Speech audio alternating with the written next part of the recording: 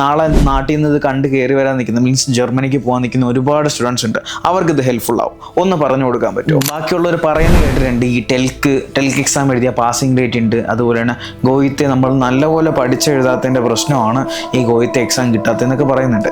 ഇതിൻ്റെ അകത്ത് സത്യാവസ്ഥ എന്താണെന്ന് നമ്മൾ ഇപ്പം എന്താ പറയാ പാസിംഗ് റേറ്റ് ഉണ്ടെന്ന് പറയുന്നുണ്ട്. ബട്ട് എനിക്കത് കറക്റ്റായിട്ട് അറിയത്തില്ല.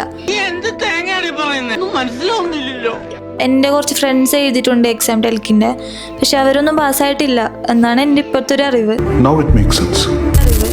പിന്നെ അതുപോലെ തന്നെ ഈ നഴ്സിംഗ് സ്റ്റുഡൻസ് അല്ല, നേഴ്സസ് ആയിട്ടുള്ള ആൾക്കാർക്കാണ് കൂടുതലും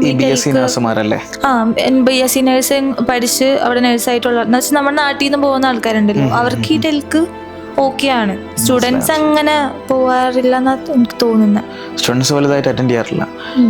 സോ ബാക്കി അപ്പോൾ ഇവിടെ ഈ ജോർജിയയിൽ വന്നതിന് ശേഷം സ്വന്തം ബാച്ചിലുള്ള സ്റ്റുഡൻസ് ഒക്കെ എങ്ങനെയായിരുന്നു? അവരെല്ലാം നാട്ടിൽ നിന്ന് പ്ലസ് ടു കഴിഞ്ഞു വന്നവരാ? പ്ലസ് ടു കഴിഞ്ഞ് വന്നവരല്ല, അല്ലാതെ എന്നെ പോലെ തന്നെ ജർമ്മൻ എടുത്തിട്ട് എക്സാംസ് അറ്റംപ്റ്റിൽ കിട്ടാനിട്ട് ഡ്രോപ്പ് ചെയ്ത ആൾക്കാരാണ് ഇവിടെ ഉള്ളത് മിക്കവരും.